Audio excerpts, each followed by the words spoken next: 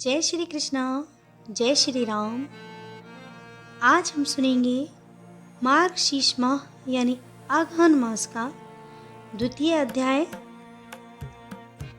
यह वार्ता सुनकर श्री ब्रह्मा जी भगवान विष्णु से कहने लगे, हे देवेश, हे केशव, आपने विष्णु प्राप्ति का कारण मार्गशीर्ष मास के विधि पूर्वक सेवन करने को कहा।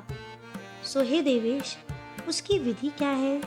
श्री भगवान कहने लगे कि आलस्य को छोड़कर मनुष्य रात्रि के अंत में उठकर विधि पूर्वक आचमन आदि करके गुरु को नमस्कार कर मेरा स्मरण करे, पवित्र होकर मौन धारण कर भक्ति से मेरे सहस्त्र नाम का कीर्तन करे, ग्राम के बाहर जाकर यथाविधि मल और मूत्र का त्याग करे और मृत्तिका आदि से शुद्ध होकर दंत धावन पूर्वक स्नान करके तुलसी के जड़ की मिट्टी को तुलसी पत्र सहित मूल मंत्र अथवा गायत्री मंत्र से अभिमंत्रित करके उस मृत्तिका को शरीर में लगाकर स्नान करे और जल के अंदर नाक को दबाकर अधमर्षा मंत्र को पढ़े।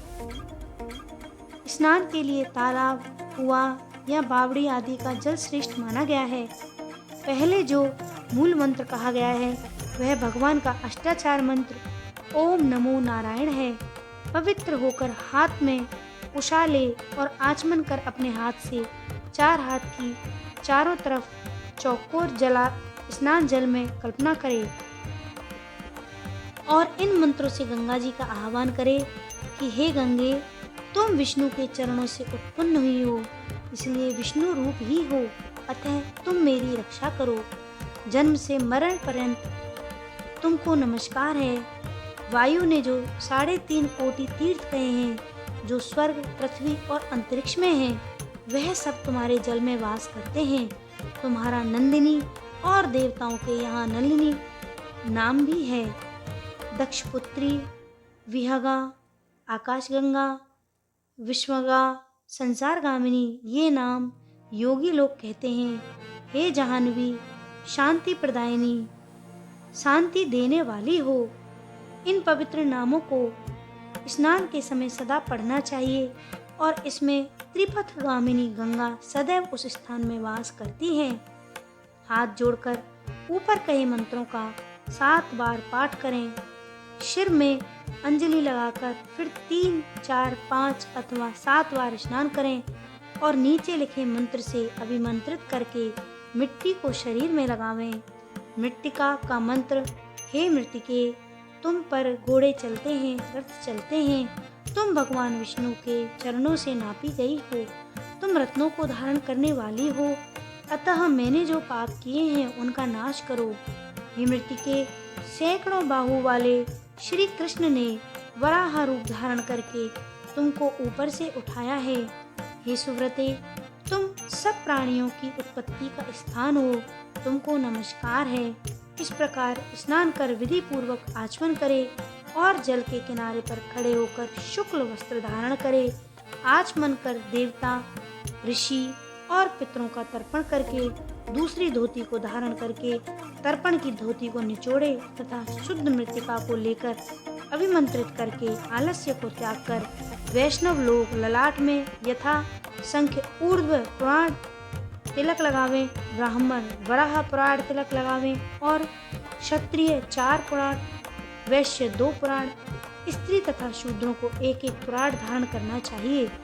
ब्राह्मण मस्तक, उदर, वक्ष स्थल, कंठ, दोनों कांख, दोनों भुजा, दोनों कान, पीठ, त्रिक अर्थात रीढ़ में 12 पुराण लगाने चाहिए।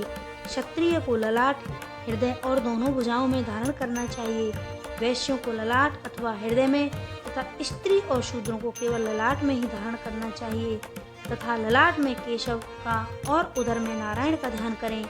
ब्राह्मण वक्ष स्थल में माधव का, कंठ में गोविंद का, दक्षिण कोख में विष्णु का, बाहु में मधुसूदन का, कानों के मूल में त्रिविक्रम का और वाम पार्श्व में वामन का, वामांग वाम बाहु में श्रीधर का, कान में ऋषिकेश का, पीठ में पद्म नाम का त्रिक, रीढ़ में दामोदर का न्यास करे और हाथ धोकर तिलक जल को भगवान वासुदेव का ध्यान कर सिर पर धारण करे।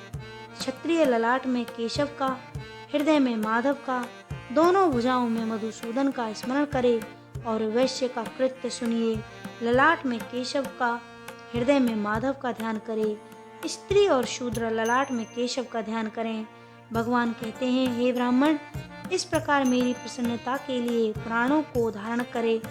श्याम वर्ण का तिलक शांति देने वाला है। हे रक्त वर्ण का तिलक वैश्य को करने वाला है। और पीत वर्ण का तिलक लक्ष्मी को देने वाला है। और श्वेत वर्ण का मोक्ष देने वाला है। इन तिलकों को एकांतवासी होकर महाभाग वाले लोग समस्त लोक के हित में रत रहने वाले धारण करते हैं। बीच में छिद्र छोड़कर विष्णु चरण की आकृति के समान पुराण को धारण करें। मध्य में छिद्र युक्त तिलक को हरि मंदिर कहते हैं। ऊपर को उठा हो, सुंदर हो, सीधा हो, पतला हो, पार्श्व भाग सुंदर हो और मन को मुग्ध करने वाला हो, यह उत्तम तिलक कहा गया है।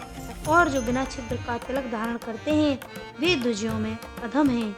और जो द्विजों में अधम बिना छिद्र का ऊर्ध्व पुंड धारण करते हैं वे तिलक में लक्ष्मी के साथ स्थित मुझको अलग करते हैं। अतः छिद्र युक्त पुंड को धारण करें। यदि बड़ा छिद्र हो तो उत्तम कहा गया है। ब्राह्मण भगवान के सालोक्य पद प्राप्ति के लिए सदा इस तिलक को धारण करें। तो ये है मार्गशीर्ष माह का 2वां अध्याय। जय श्री कृष्णा। जय हो विष्णु भगवान।